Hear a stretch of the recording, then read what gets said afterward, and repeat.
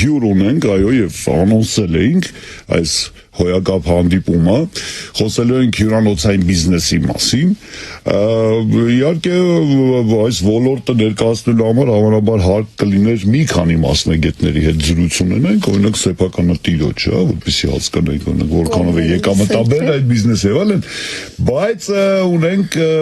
ոչ ավելի պակաս կարևոր մասնագետ, ով զբաղվում է մարքեթինգով, առասարակ ոլորտի կխնդրեմ ներկայացնես մեր հարգարժան հյուրին Սուսաննա։ Հյուրանոցային ոլորտի մարքեթինգի մասնագետ Root Marketing ընկերության հիմնադիր տնօրեն Անահիտ Ոսկանյանն է մեր հյուրը։ Բարև ձեզ։ Բարև ձեզ, շատ շնորհակալ եմ հյուրընկալելու համար։ Բարև ձեզ, Անահիտ, եւ այո, մարքեթինգը երևի ամեն ոլորտում շատ կարևոր է եւ առանց դրա այսօր բիզնես վարել կամ տանել առաջ հնարավոր չէ։ Եվ միանշանակ ինչպես։ Միանշանակ այո։ Բայց վստահ եմ նաեւ ձեր օգնությամբ կհասկանաք, օրինակ արդյոք զբոսաշրջության զարգացմանը զուգընթաց հյուրանոցային բիզնեսը պետք չէ ընդլայնել, որովհետեւ ինչպես հասկանում ենք, որոշ դեպքերում շատ քիչ են լինում տեղերը հյուրանոցներում, օրինակ երբ որ մեծ համերգներ են լինում, պայմանական վերջերս, ես հիշում եմ շատ լավ Ջենիֆեր Լոպեսի համերգի օրով մարդիկ այսպես ցանկացած անկյունի դիմաց պատրաստ է զգալի գումար վճարել, անկախ նրանից թե որտեղ է գտնվում հյուրանոցը, հոթելը, հոստելը, թե կամ մեկ ուրիշ հյուրատունը եւ այլն, եւ դա խնդիր է։ Եկեք սկսենք հենց դրանից, օրինակ այսօր կա ընդհանուր հաշվարկ, օրինակ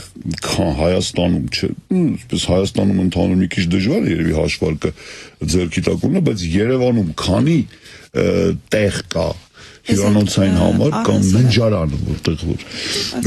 Մահճակալով, հենց մահճակալով է հաշվում։ Իրականում հիմա հստակ թիվ չեմ կարող ասել, որտեղ հյուրանոցները անընդհատ աճում են Հայաստանում, անընդհատ զարգանում է ոլորտը, շատ հաճելի է զարգանում, գալիս են նոր բրենդներ Հայաստան, ինչպես միջազգային, այնպես էլ տեղական բրենդեր են ստեղծվում, ու շատ հետաքրքիր է, որ սկսել են նաև տեղական բրենդերը շատ հետաքրքիր բրենդավորմամբ ու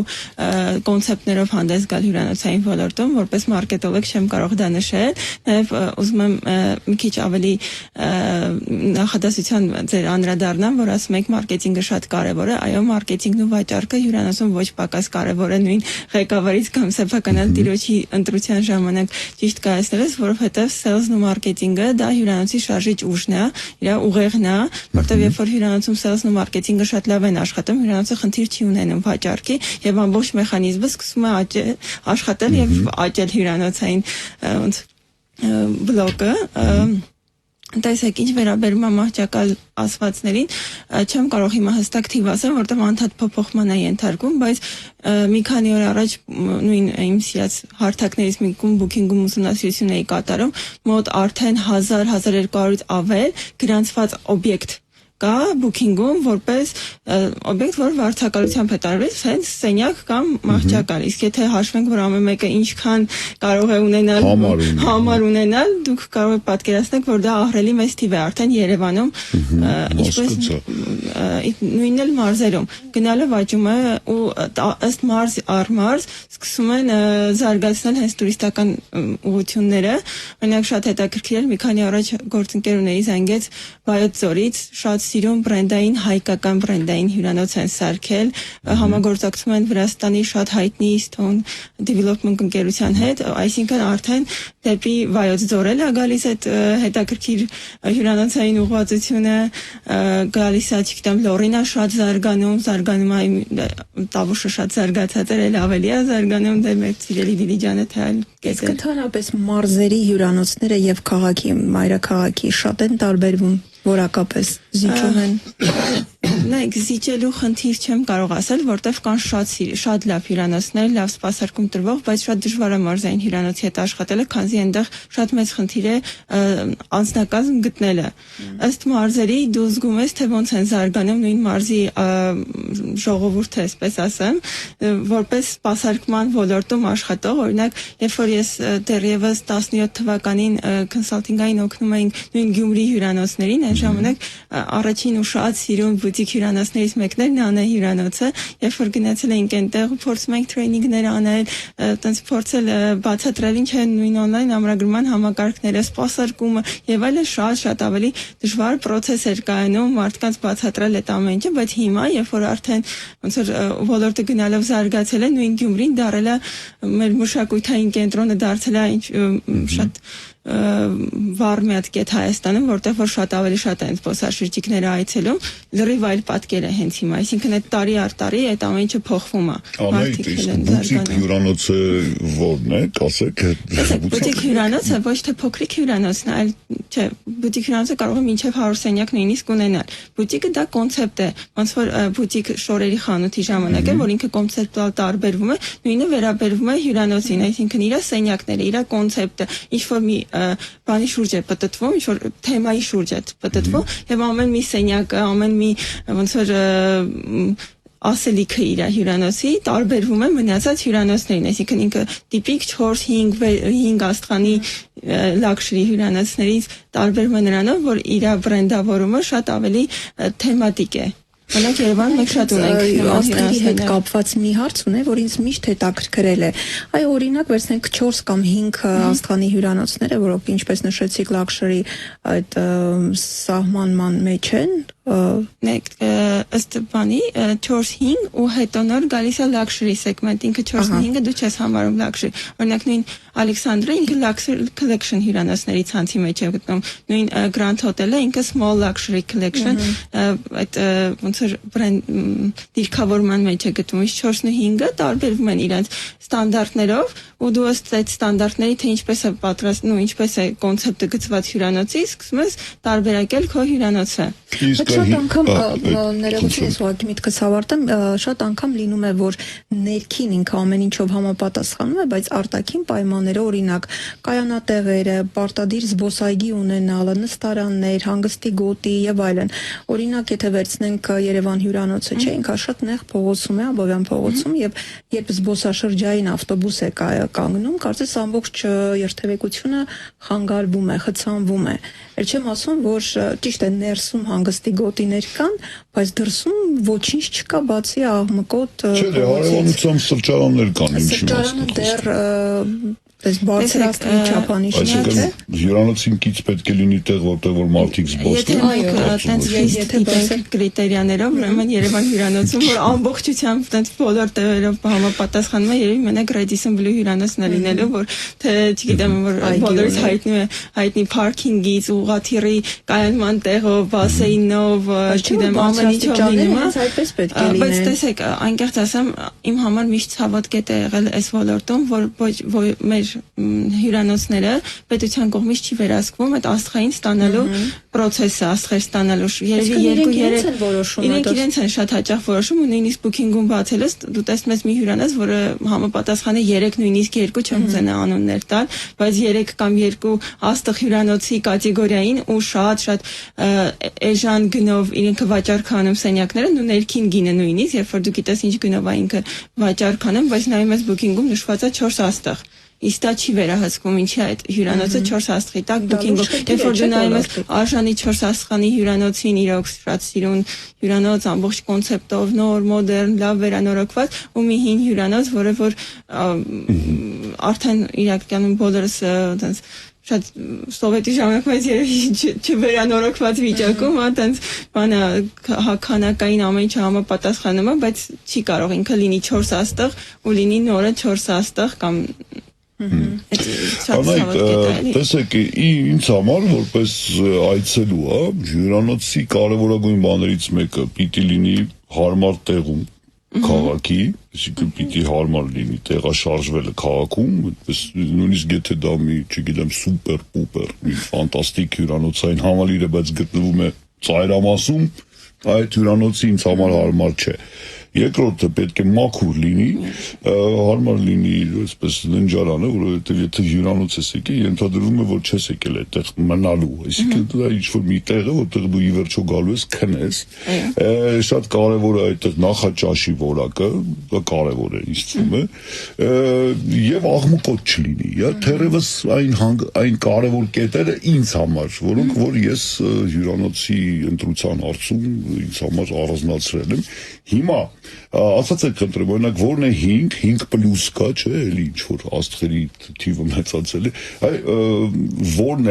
լավ հյուրանոցի գլխավոր ցուցանիշները։ Տեսեք, ես ոչ թե կարող եմ ասել իմ կարծիքով որն է, օրինակ նույն booking-ում դուք առանձնացնում եք 8 կետ, թե ինչն եք գնահատում, երբ որ գնում եք տվյալ հյուրանոցը մնալու։ Դրանք այն ստանդարտներն են, որ բոլորը սիրում են գնահատել, ու դրա հիման վրա ձևավորվում է ձեր միջին գնահատականը։ Նույն ձեր ասված դա նախաճաշն է, դա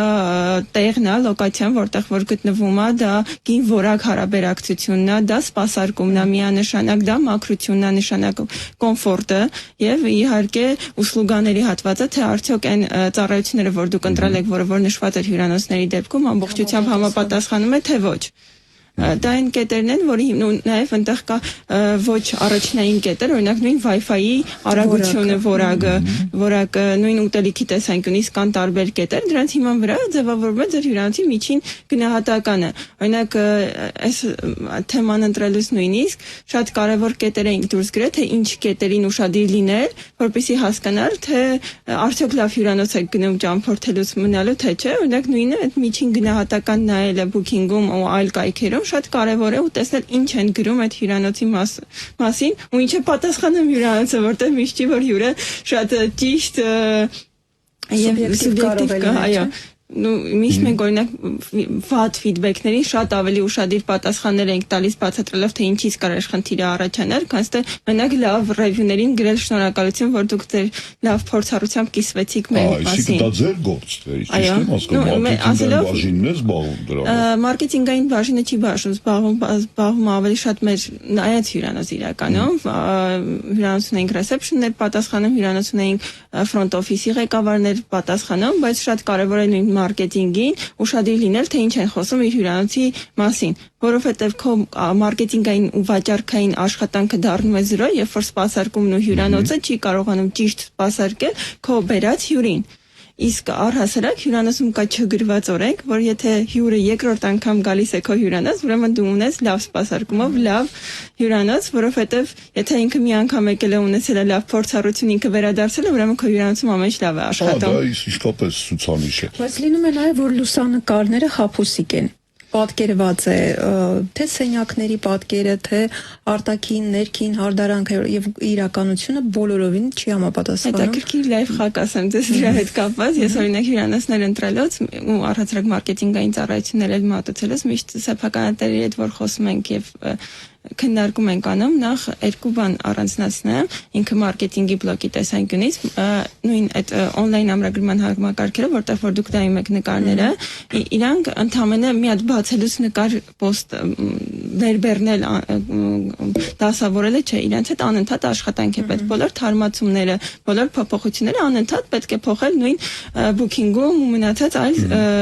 կայքերում։ Նամանավանդ սեզոնայնության դեպքում օրինակ, եթե ձմեռան սեզոն պատկերը ամռան պատկերը իհարկե ժամանակ որոնողը պետք է տեսնի առաջնային ձմեռային պատկերը, ոչ թե դրսի բաց լողավազանը, որ շատ ավելի ոնց որ գերող լինի, գրավիչ լինի եւ մտնի ամրագրումանի։ Մյուս կողմից, երբ որ մենք սոցիալական ցանցերն ենք սկսում վարել,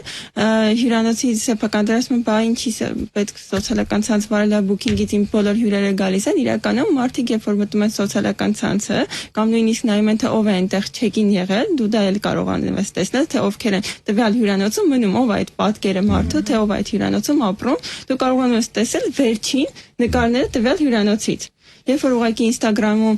փնտրում ես որոնման կետում հյուրանոցի անունը, ոչ թե ընտրում ես age-ը, այլ местоположение, դու կարողանում ես տեսնել, թե ովքեր են վերջի անգամ այնտեղ check-in եղել ու ինչ նկարներ են հրապարակել տվյալ հյուրանոցի։ Դրանք ավելի վերջինն են։ Նույնպես նաև սոցիալական ցանցում թարմացվածն ավելի վերջինն է։ Սովորություն է, չէ՞, որ չգիտեմ ինչ միտեղ գնան ամբողջությամբ հրապարակել։ Կանայք մեծ մասը տղամարդիկ նման բաներով քիչ են զբաղվում։ Շատ են զարգանել մանել այդ տեսեք որտեղ եմ ես, դա շատ կարևոր հարց է։ Բայց հակառակն էլ կա, որ իմ շրջապատում շատերն ինչ պարտադիր է բոլորը իմանան, թե որտեղ է ես։ Մենք տարբեր սերունդների մասին ենք խոսում, սերունդների փոփոխության հետ անպայման նկարում են ինչ են կերել, թե ում է դա հետաքրքիր է, բայց տեսնում ես հազարավոր լայքեր, հասկանում ես, որ ինչ-որ մի բան մենք կարևոր էս կյանքում այլևս չենք հասկանում։ Դրա վերաբերյալ հումոր էլ կա, չէ՞, ասում տատիկը մեկ լուսանկար ունեցել է մանկապարտեզ գնալուց, մեկ լուսանկար դպրոցական եւ մեկ ավարտական, իսկ խորնիկը 150 հատ, ասենք, մեկ սրճարան այցելելիս։ Դե, հա, կարող է այդպես լինել։ Հիմա տեսեք, ես վերջերս մի լավ ծանոթ հրավիրել էր իր հյուրանոց, չասեմ տեղը, հյուրանոց եւ այլն, եւ հպարտությամբ ասեց, տես մենք կոնֆերենցիա ունենք, մենք լողավազան ունենք, մենք սպա ունենք, մենք մարզասրահ ունենք եւ այլն, այսպես մանկական խաղարապարակ եւ նման բաներ, բայց երբ որ նայեցինք սենյակները, դե միջակ առանձնապես բան չկար, բայց մեծ ոգևորությամբ նշում էր, որ տես մենք ինչ գործ ենք արել, որքանով է օրինակ այցելուներին հետաքրքրում բացի հյուրանոցային համալից մնացած, այդ ենթակառուցվածքային բաները։ Շատ կարևոր հարցադրում է իմ համար, որովհետև հյուրանոցը, ամենալավ ռեզորտային հյուրանոցը, դա մենակ ննջասենյակը չի։ Որ հիմա բոլոր մարդիկ, տուրիստները ու նաև ներքին տուրիզմով հայերը փնտրում են հյուրանոց, որտեղ ունենան զբաղմունք, այսպես ասված, թե ինչ կարող են անել տվյալ հյուրանոցում։ Ու բոլոր սեփականատերերը միշտ մոռանում են, որ երբ որ հյուրանոցը սարքում են, դա ընդհանրապես քնելու process-ը չի, մարդը գնում է ժամը 2-ից տվյալ հյուրանոցը մուտք գործում, դա քաղաքային հյուրանոցին չի վերաբերում, որտեղ ես կարծում եմ, որ դուք էլ որ ներկայացնում եք, դա Երևանի հյուրանոցի մասին չի խոսքը գնում։ Խոսքը գնում է երևի քաղաքից դուրս հյուրանոցի մասով ու այդ ժամանակ դու ունենում ես շատ եմ սիրում այդ մարզին, բնությունը մարզերից մեկն է զբոսաշրջիկների համար նախընտրելի։ Տեսեք, այստեղ խնդիրն անում է, որ նույնիսկ ես լինելով մայր, լինելով ընտանիքով ճամփորդող մարդ իմ համար միշտ շատ կարևոր է, թե եթե ես գնամ տվյալ հյուրանոցը իմ երեխան ինչ զբաղմունք է ունենալու, ինչով եմ ես կարնելու, իր ժամանակը զբաղեցնեմ, լինի նույն լողավազանը, սպան, թե մանկական խաղասրահն ու մանկական այդ անկյունը, որտեղ ես ընտանիքով ճամփորդող եմ, իհարկե զույգով ճամփորդողների համար կարա այլ նախընտրություններ լինել, մարդիկ կան, որ սիրում են ակտիվիտիների շատ ավելի լայն տեսականի ու շատ ավելի հետաքրքիր բան են փնտրում, բայց շատ սուղ է Հայաստանում նման հյուրանոցներ գտնելը, որտեղ մարդ կարող է գտնել զբաղմունք։ Որովհետև դու ժամը 2-ից քո սենյակի տերն ես, այսպես ասված, մինչև մյուս օրը ժամը 12-ը, ու եթե դու գեր հոգնած մարդ ես, որ пассив հանգստի ես մեկնել, ապա դու պետք է ինչ-որ բանով քո ժամանակը լցնես։ Իսկ այդպես շատ քիչ հյուրանոցներ կան Հայաստանում, չի հետաքրքիր բաներ մտածվում սեփականատերերի թե կոնցեպտները գծողների մասով, ինչ կարելի է անել հյուրանոցում։ Իսկ այն հյուրանոցները, որ գծում են, դա շատ ավելի շատ են շահում։ Ես կարամ օրինակներ բերեմ, նույն, չգիտեմ, իմ շատ սիրելի գործընկերներից ու այժմ ոլորտի կարկառ ներկայացուցիչներից օրինակ մեկն է, նույն Ենոքավանի ապագա ռեզորտը իր կողքի Yel Extreme Park-ով, որ միշտ ինքը պահանջված է, որտեղ այնտեղ այնքան հետաքրքիր անցնում, սկսած զիավարությունից մինչև զիփլայնով ու ամեն ինչով, որ մարդու օրը լրիվ հագեցված է լինում։ Կա հանգիստ բոլոր տարիքային սեգմենտներն ու տարիքային մարդկանց համար, կուզես զիվարի, կուզես գնա, չգիտեմ, ռոլիկների կերակրի, ուզում ես գնա անտառներում մանարի, ուզում ես пассив հանգիստը, ուզում ես գնա ակտիվ հանգստի։ Դա մտածված կոնցեպտ է։ Հա, համաձայն եմ, իհարկե ակտիվ հանգստի համար դա շատ կարևոր կետեր են, նշեցիք, բայց ճագար կերակրել է։ Երեխաների համար շատ հետաքրքիր է, լիքը տարածքաշունիկներ նայել, սիրել, անել ու ամեն ինչը մաքուր կազմակերպված արված, չգիտեմ, բոլորի համար ինչ որ մի նախընտրություն կա նույն ճագարների մասը, որ ասում եք մեր դորի հյուրանոցներից մեկը Վաուգլեմպինգում մենք մի անգամ ճագարի բլոգ էինք վարել, թե ինչ անում ճագարը օրվա կտարվածքով, ինչքան են իրան ուշադրություն դարձնում, սիրում, ոնց է ինքը երջանիկ կյանք ապրում դորիում, որովհետև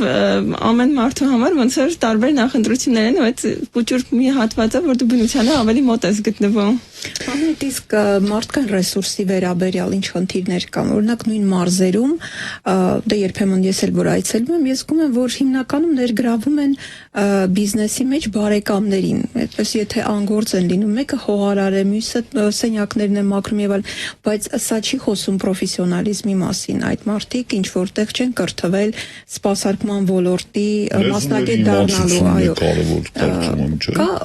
հատուկ ուշադրություն այս ուղղությամբ այդ մարդկային ռեսուրսը եւ սպասարկման ոլորտի մասնագետներ պատրաստելու ուղղությամբ։ Հայաստանում այդ ամենը հիմա շատ ուժեղ է զարգանում, կան լիքը ծրագրեր, թե միջազգային ընկերության կողմից ֆինանսավորվող, բազմիցս եղել է հենց ես ինքս եմ գնացել տարբեր հյուրանոցներ, նույն on-line ամրագրումների, վաճառքների ու մարքեթինգի մասով դասընթացներ կարդացել, որտեղ ես այդպես ոլորտային դիրքավորման process-ով դա եմ անում, բայց եղել են լիքը այլ զապրոսներ, որ օրինակ նույն housekeeping-ի մաքրության տեսանկյունից են կանչում մասնագետ, որ իրանց կրթի նույն լինում է խոհարարության տեսանկյունից, թե туриզմի կոմիտեն մեր, թե առհասարակ տվյալ միջազգային ընկերությունները ու շատ են իրանք հիմա, իրանք նախաձեռնում են ու ստեղ արդեն խնդիրը սպասարկում կազմակերպող ընկերության կողմից է արդյոք դա վերցնել եւ կիրառել։ Իմ համար միշտ ամենակարևոր խնդիրը եղել է, որ ես գնացել եմ դասընթացի, ես փորձել եմ տալ հնարավորինս շատը, այսինքն ինչ գիտելիք ունեմ, տալիս եմ, որտեղ բլոգում մարքեթինգը ինքը դա տեսլականի ու մոտեցման նաև գիտություն է, դա ստույգը գիտություն չի, դուք փորձում ես քո փորձն ու ամեն ինչը կիրառես, թե իրանք ինչքան է կընկալեն, դա ոնց որ դիմացի կողմի ոնց որ խնդիր ասեմ, թե ինչ ասեմ, մոտեցումն է, ու երբ որ դու ամբողջը տարից ես, բայց իրանք չեն լսում, եկել են միջոցառման ուղակի, որովհետև այնտեղ կա լավ ֆուրշետ, բոլորը հավաքվել են, մի քիչ խոսում են, մի քիչ այդ իրականում խնդիր է, ես կուզենամ հակառակը այդ մարդիկ, ովքեր որ գիտեն, որ իրանք ոլորտի ներկայացուցիչ չեն կամ նոր են ոնց որ մուտք գործում ոլորտ, իրանք լինեն շահագրգռված, այլ ավելի կրթելու, որովհետև բարեբախտաբար այդ հնարավորությունները կա ու լավ մասնագետներ շատ կան։ Ես մի քանի տարի առաջ մի կնոջ հետ ծանոթացա, որը շատերի համար նախանձելի մասնագիտություն ուներ։ Նա նախապես վճարված, այո, ոչ որից ծախսի հետ գործ չուներ, շրջում էր աշխարհի հյուրանոցներով եւ ռևյուներ էր պատրաստում։ Հետո այդ տվյալները տալիս էր ինչ որ կազմակերպության, որը որ իր հերթին նաեւ երևի սեփականատերերին էին այսպես հաշվետվություն ներկայացնում, թե ինչպիսին է սպասարկումը, այսպես հսկիչ գնումների պես մի բան է, պատկերացեցի կոնտրոլ նվագում կա, այսինքն գալիս է ստուգում է, տեսնում է օրինակ իրականում ինչպես է աշխատում ռեսիպշնը, ինչպես է սենյակները մաքրում, գնահատում էին տարբեր կերպի տեսագրությունները, այսպեսի հետաքրքիր գործով էր զբաղված, ընդ որում ոչ թե կոնկրետ քաղաքային հյուրանոցներ, նաև ափամերձ հյուրանոցներն էին, պատկերացնում ես ինչ լավ գործ է դա։ Բայց բրենդերն ունեն, միշտ չէ որ կարող ես արդար լինել։ Կարող են քեզ լավ վերաբերմունք ցուցաբերել, ինչպես կարող են քեզ լավ վերաբերմունք ցուցաբերել ու դու կեղծես իրական պատկերը։ Ես ճիշտն ասած այդքան չխորացա, այսինքն այ հիմա արի հարցնենք Անահիտին, արդյոք այդ պրակտիկան տարածված է, թե ինչ որ եզակի։ Նամանավանդ բրենդային հյուրանոցների դեպքում, երբ որ ես աշխատում եմ բրենդային հյուրանոցում, մենք պարբերաբար ունենում ենք բրենդային որ բրենդը որ ներկայացվում էր կամ ֆրանչայզով բերված էր Հայաստան, իրանց ռևիզոր ասվածը, որ մենք չգիտենք, որ դա այդ հյուրը, օրինակ չգիտեմ, բրենդի ներկայացուցիչն է, գալիս էր, մնում էր, մենք հաջորդ օրը նոր չեկաութի ժամանակ իմանայինք նա ով է, գալիս էր սկսած նախաճաշի դասավորվածությունից, չգիտեմ, հողաթափի լոգոյի դրված ձևից մի սանտիմետր աջ կամ ձախ, չգիտեմ, ցանկ ուներ, չեկլիստայով ամբողջը, չեկլիստով ամբողջը ստուգում էր սկսած մաքրությունից վերջացրած նույն այդ բրենդային տարերից ու չգիտեմ մահճակալը ճիշտ հարդարելուց ընդհուպ մինչև որովհետև ամբողջ բրենդային հյուրանոցները ունեն իրենց ստանդարտները, նույն մահճակալը պետք է ճիշտ ձևով հարդարվի, չպետք է օրինակ կան հյուրանոցներ, որ էկո համակարգ չի կարող պլաստմասից շիշ լինել, կամ աղբամանը իր ձևը պետք է ունենա, լիքը նման կրիտերիաներ կան, որ երբ որ միանշանակ դու պետք է հետևես, ու այդ շատ կարևոր է, ու դու բարբերաբար դու ստուգման ես ենթարկվում, որովհետև եթե դու այդ բրենդի ներկայացուցիչ ես, բրենդը շատ շահագրգռված է, որ իր հյուրերը միշտ ունենան իրան համապատասխան ստանդարտներին, թե սպասարկում, թե միջավայր, sense ասեմ։ Իսկ չկա օրինակ Հայաստանում նման կազմակերպություն, որ անանում այդպես կգա, օրինակ պատվերով, չգիտեմ, կստուգի հյուրանոցը, հետո տվյալները իրականում consulting ընկերություններ կան Հայաստանում, որ հյուրանոցներին օգնում են զարգացման տեսանկյունից, կարծում եմ իրենք իրենց ծառայությունների մեջ ունեն հյուրանոցային աուդիտ, իրականում շատ կարևոր կետ է, որտեղ բոլոր սեփականները բարբերաբար պետք է ստուգեն իրենց հյուրանոցի աշխատողներին, անկախ նրանից թե ինչքան շատ են իրենց սիրում թե ու վստահում, որովհետև ուրիշ բան է, երբ որ սեփականատերն է գալիս հյուրանոց, ուրիշ բան է, երբ որ այլ հյուր է գալիս, որ Հայաստանում նամանավանդ այդպես կարկառոն բան է, երևում է, որ սեփականատերը հյուրանոցում է միանգամից ամբողջ ստաֆը ձգվում է, իսկ եթե ուղղակի հյուրերը լրիվ ուրիշ են, տենց է։ Իսկ ինչ տեղ է զբաղեցնում անվտանգության հարցը հյուրանոցներում։ Շատ կարևոր միանշանակ, որովհետև այդ ինձ գետը, որ պետք է մաքսիմալ մարդը իրեն ապահովոց գա հյուրանոցում, նամանավանդ երբ որ դու եկել ես ուրիշ երկիր ու մնում ես հյուրանոցում, դու պետք է քեզ մաքսիմալ ավելի կոմֆորտ զգաս, որ դու հաստատ անվտանգ տարածքում ես, առհասարակ Հայաստանը, ինչի համար եմ միշտ գնահատում, գովում, սիրում մեր top անվտանգ երկրների շարքում է ու տուրիստը երբեք մտածելու բան չունի, թե հանկարծ կգա Հայաստան ու ինչ-որ դեպք կպատա իր հետ, օրինակ շատ աշխարհում լիքը երկրներ կան, դու չես ճամփորդում իրենց ոչ բուքինգում նման հանգամանքը հաշվի առնված է, այդպիսի կետ չկա անվտանգության տեսանկյունից, բայց ինքը top որպես երկրների տեսանկյունից դու գիտես ինչ են խոսում Հայաստանի մասին ու ինչքան ինքը անվտանգ է, որ դու կարաս տարբեր տեղերում գտնվես ու քեզ ոչ մի խնդիր չսպառնա։ Դա մենք գիտենք, իսկ զբոսաշրջիկին օրինակ այդ ինֆորմացիան ինչպես է հասնում, Հակառակը 2020 թվականից հետո մի փոքր խաթարվեց այս ընկալումը, կա Հայաստանը կարմիր գոտի է եվրոպական երկրների համար, հիմա կամաց այդ հարցի բանն է, որ երբեք դուրս գալու կարմիր գոտուց, բայց առհասարակ նույն մի երկու տարի առաջ, որ պարբերականներ չեմ հիշում հրապարակեց ցուցակ, թե որոնք են աշխարհի ամենաանվտանգ երկրները, Հայաստանը այդ ցուցակում եղել է որպես Գնա գոյացումը ինչպես է տեղի ունենում այդպես համարների ու տեսեք այդ պիկ օրերին,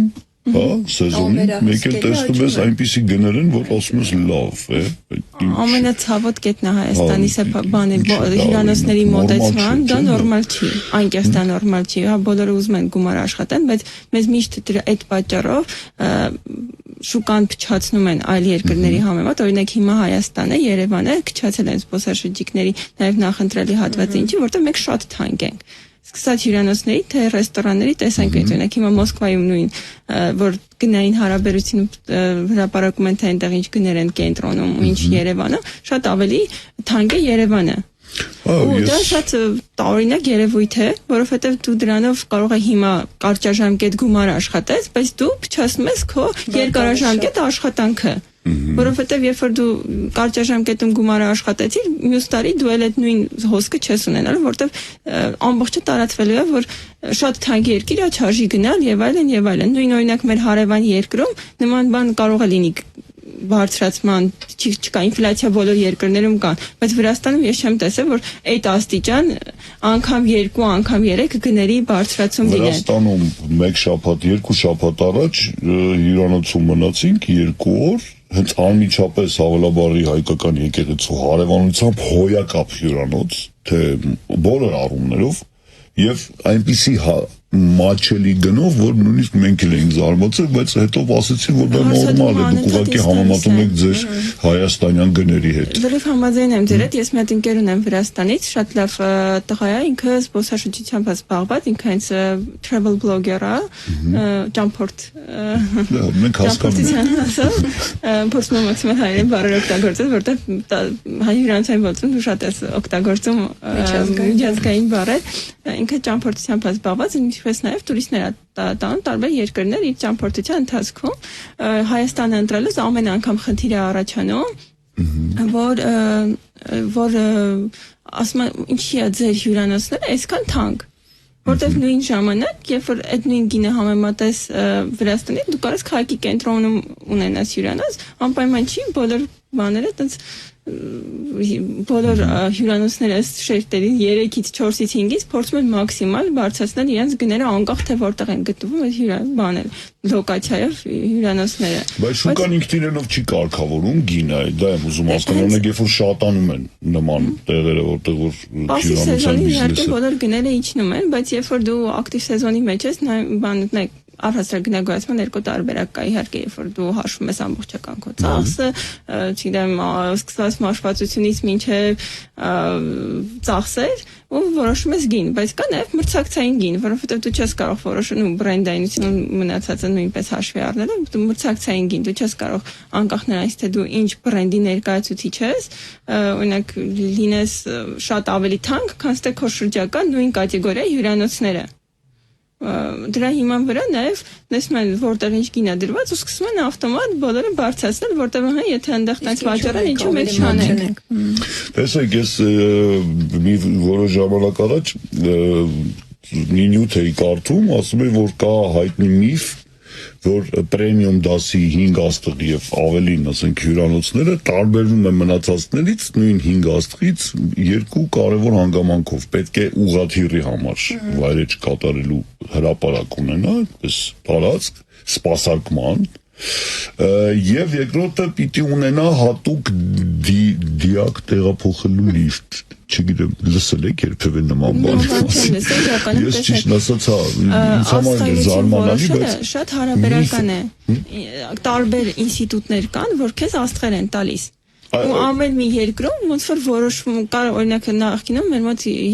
աստղայնությունը որոշվում էր էկոնոմիկայի նախարարությունը իր ստանդարտները դեռ ուրիշ էր թե ինչ կարար ինչ դեպքում տար 5 աստղ նաև ելնելով մեր շուկայի առանձնահատություններից կան միջազգային ընկերություններ որոնց ստանդարտայցման ժամանակ դեռ ուրիշ կետեր կարան ավել գրված լինել չկա մի շատ հեղինակավոր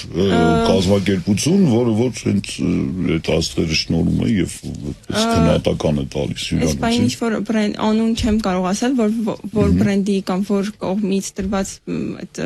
ամենակարևորն ու ամենաթոփն է գտնվում բայց կրիտերիաները շատ տարբեր են սկսած քո սենյակների եթե դու 5 աստղ ես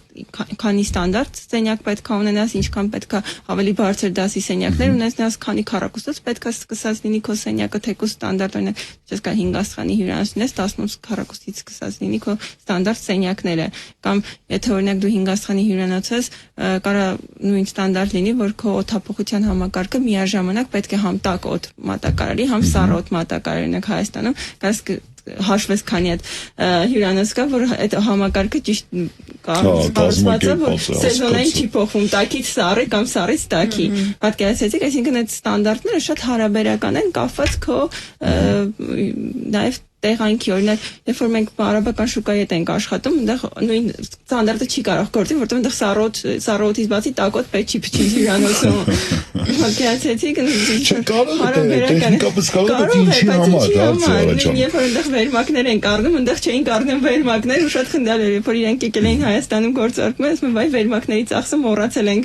օրինակ ներառել որտեղ ստեղ ծմեր կա այնտեղ չկա այդպես շոր հումորային բան է ստացվում հասկանալի է անենք իսկ ո՞րն է աշխարհի ամենամեծ ցանցը հյուրանոցային համարվում այս բային եթե չեմ սխալվում ակորի ցանցն է նաև Starwood-ին է դա Marriott-ների ցանցն է Starwood-ը ակորը նույնպես հայտնի է իր բրենդերով օրինակ հիմա ակորից կարծեմ մեր մոտ Հայաստանում Movenpick հյուրանոցն է բացվում ինքը ցանցին է պատկանում շատ տարբեր Hilton-ի ցանցն է շատ մեծ է Wyndham-ի ցանցը որ մեր Ramadan-ը մտնում է ցանցի մեջ շատ տարբեր են ու տարբեր բրենդներ կան ու շատ հաճախ հայերը այտենց մտածում են որ եթե Marriott-ը ուրեմն սա նույն Marriott մարդն է տերը այդպես չի ցանկացած մարդ կարա Marriott-ի ֆրանչայզի ծեփման լինի ոնց որ ներկայացուցիչը լինի որտեղ նույն հրապարակի Marriott հյուրանոցը այլ է Courtyard Marriott-ը լրիվ այլ աստղայնությամբ այլ սեգմենտի հյուրանոցը Ծաղկաձորի հյուրանոցը լրիվ ուրիշ հյուրանոցը Marriott ցանցին պատկանող հա բայց օրինական չէ ֆրանչայզի նշանակ տարբեր մարդիկ որոշում են այդ բրենդի ինչ որ նույն Holiday Inn հյուրանոց երկու հատ ունենք Holiday Inn Express որը 3 աստղանի հյուրանոցների բանին է պատկանում, ոնց որ Կարգին է պատկանում, ունենք Holiday Inn հրապարակին մոտ 4 աստղանի, իրականում մեր Holiday Inn Express-ը 3-ից շատ ավելի լավ դիրքավորումների, շատ հիասքանչ սպասարկում, լավ սարքած ամեն ինչ, ունենք այդ աստղայությունների հարաբերական հակառակ տեսանկյունից։ Տարբեր երկրներում, տարբեր մարիոտներում եմ եղել, բայց կա մի ընդհանուր բան։ Բոլոր հյուրանոցներում աստվածաշունչ կա։ Ուշադրություն ստանդարտի մի մասը։ Դարակը բացում ես, հա, գրասենյակի, ասենք,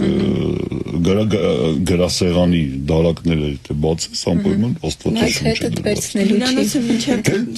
Կարող ես վերցնել, հիմա եթե սրբիչ կամ, չգիտեմ, խալատ, հա, կամ այսպես հողաթափ կարող ես այդ վերցնել, ինչի՞ չէ, կարող ես երբ աստվածաշունչ վերցնել, հարցը դա չէ, սա ասենք ներքին կուլտուրայի հարց է, հա, վերջո, բայց այդպիսի ընդհանրություն միգուցե դա ուղղակի զուգադիպել է, բայց այդպիսի մի կարող բրենդի կարևոր ինչ-որ կետերից մեկն է, որտեղ ցանկացած հյուրանոց մինչև որպես բրենդ բացվել է, օրինակ մենք հյուրանոց ունենք քաղաքի կենտրոնում, որ որպես բրենդ պետք է բացվեր, 3 տարի այդ բրենդի անունը չէր գրում, նախ pre-opening հատվածում էր, մինչև բրենդի աուդիտը վերջացավ, ստանդարտներին համապատասխանեցվեց եւ բրենդի անվան տակ բացվեց։ Չգիտեմ, Կան այդպես Արամի վերած օրինակներից ինչ որ հետաքրքիր պայմաններ, որոնք առանձնացնում են, առանց անունը տալու, որ տպավորվել է։ Այս բան չեմ հիշում, որպես այդպեսին, բայց մի հատ շատ հետաքրքիր դեպք եմ ունեցել հյուրանոցում, ոչ հյուրանոցում աշխատելը շատ հետաքրքիր է, անկեղծ եմ ասում, երբեք քո օրը չի կրկնվում, որովհետև դու ունես ամեն օր տարբեր միջոցառումներ, տարբեր հյուրեր, տարբեր խնդիրներ, ու դու երբևիցե սերիալ ես նայում, բնական։ Հա,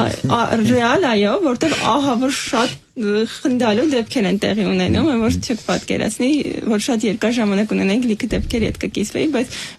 հայկական ոնց որ որպես բրենդ հյուրանոցում եմ աշխատում, ու պարզ էր, որ ինքը հայկական հյուրանոցը Հայաստանում խոսքով Երևանի կենտրոնում բացված, ու գտնում ենք վերնիսաժին մոտ, մի անգամ մի հատ Ռուսաստանից հյուր եկավ, ասում ես չեմ հասկանում, վերնիսաժի կողքի հյուր եք, հայկական հյուրանոց եք, հայկական հյուրանոց եք, բայց սենյակներում նարդի ինչի չկա։ Ոնց երբեք չէի ֆայ, որ հյուրանոցի սենյակում նարդի լինի։ Ինչու՞ է շախմատ, շոշկի։ Եթե վերնիսաժի մոտ է, ասենք, ինչ պրոբլեմ էր, որ վերնիսաժից նարդին չէի կարել բերել հյուրանոց, այդ բանով հարցադրումով, բայց իրականում կարելի է մտածել։ Նույն տրամաբանությամբ պիտի ռևերսի լինի, գոլ լինի, այդտեղ էլի ինչ որ սեղանի խաղեր կան, մոնոպոլիա եւ այլն։ Ունենք հայկական բանով կոնցեպտով սարքված հյուրանոցներ շատ կան, նույն բուտիկ հյուրանոցները, որ ասում ենք, կան հյուրանոցներ, որ տարբեր մայրաքաղաքների անուններով սարքված, արված են, կա հյուրանոց տարբեր հայտնի հայերի անուններով է դրված ու ամեն մի սենյակում կա ինչ-որ ատրիբուտ տվյալ հային հիշեցնող։ Այդ խոսքս օրինակ բուտիկ հյուրանոց ապրիկոտի մասին է, որը գտնվում է Պրոշյանի վրա, ամեն մի սենյակը ունի իր հայ տարբեր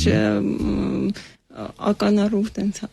գործիչների անունը, չգիտեմ, Արամ Խաչատար, Շարլ Անձնավուր եւ այլն եւ այլն։ Դա այստեղ ինչ որ հատուկ նշանակություն է ստանում գրողի ծոցը արտահայտությունը, չէ՞, որ այդ համարում գրողի անունով հասկանալ։ Ինչպես հայտնի գրողի անվան սենյակում մնալու Grand Hotel-ում կան այդ սենյակները, որտեղ ապրել է Չարենցը, ապրել է նույն Անձնավուրը, ու շատ ավելի, вообще Երևանի ամենահին հյուրանոցը դա Grand Hotel-ն է։ Հասկացա, պաստորեն, չգիտեի, շնորհակալություն։ Մենք ավարտում ենք զրույցը, բայց էլի հարցեր մնացին, ուղղակի ժամանակով ենք սահմանափակված, ուզում եմ հիշեցնել, որ մեր հյուրն էր Անահիտ Ոսկանյանը, Root Marketing ընկերության հիմնադիր տնօրեն եւ հյուրանոցային ոլորտի մարքեթինգի մասնագետ, շնորհակալություն, որ ընդունեցիք մեր հրավերը, ձեզ հետ շատ հետաքրքիր ժամանակ անցկացրեցինք եթերում։ Կարծում եմ օգտակար էր նաեւ ինֆորմատիվ մեր ռադիոլսողների համար, առիթ կլինի կհանդիպենք։ Շնորհակալություն, որ եկաք։ Շնորհակալ եմ հրավերի համար։